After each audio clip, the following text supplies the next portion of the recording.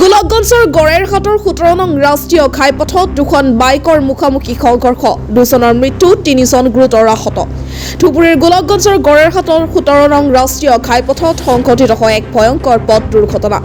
দুখন দ্ৰুতবেগী বাইকৰ মুখামুখি সংঘৰ্ষৰ ফলত এই মাৰাত্মক দুৰ্ঘটনা ঘটে।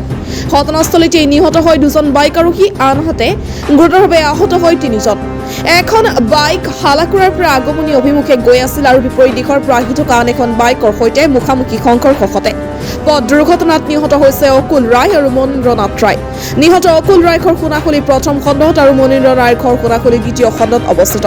গুৰুতৰভাৱে আহত 3জনক সংকটজনক অৱস্থাত আগমনী চিকিৎসালয়লৈ প্ৰেৰণ কৰা হৈছে।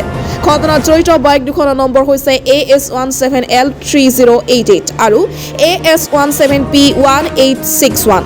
দুৰ্ঘটনা কেনেকৈ হ'ল দুৰ্ঘটনাটো? এটা বাইক ইফালৰ পৰা গৈছে, এটা বাইক ইফালৰ পৰা আহিছে। এটা বাইকত 3জন আছিল, এটা বাইকত 2জন আছিল। 2জন থকা বাইকটো 2জনে ডেড আৰু 3জন থকা বাইকটো 3জন এতিয়া হস্পিটেলত কি হ'ল ক'ব নোৱাৰোঁ। ইয়াতে চেঞ্চ নাছিল, ইয়াতে চেঞ্চ নোহোৱা হৈছিল। এই ঠাইখিনিৰ নাম কি? এই গড়েৰহাট বজাৰ। মুখামুখি সংঘৰ্ষ নেকি? মুখামুখি সংঘৰ্ষ। ফাৰ্ষ্টকৈ এটা শব্দ হ'ল, আমি সোনকালে আহিলোঁ, আহি কিনে চালোঁ দুটা ডেড আৰু এখন বাইকত 3জন। সেই 3জনৰো চেঞ্চ অলপ অলপ আছে, হস্পিটেলত পঠাই দিছোঁ। ল'ৰাজনক চিনি পায় নেকি আপোনাক? চব চিনি পাওঁ মই, ইয়াৰে ল'ৰা। ইয়াৰ 3জন চবৰে নাম মই জানো, চবৰে চিনি কি পাওঁ। নাম আছিল?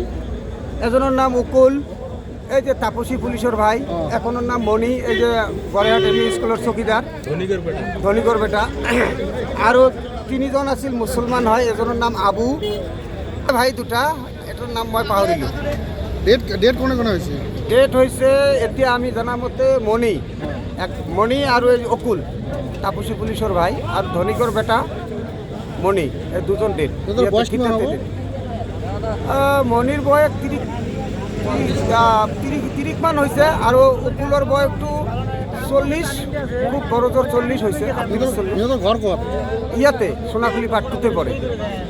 আমাৰ সোণাখুলি অকুলৰ ঘৰটো সোণাখুলি পাটটোত নাই, এইটো হালাকুৰা শিমলাতলা বুলি কয়। আৰু এজনৰ? আৰু মণিৰ ঘৰটো আমাৰ সোণাখুলি পাট। গোলকগঞ্জৰ পৰা অমিতাভ কৰ্মকাৰৰ ৰিপৰ্ট, ডিজিটেল আছাম লাইভ।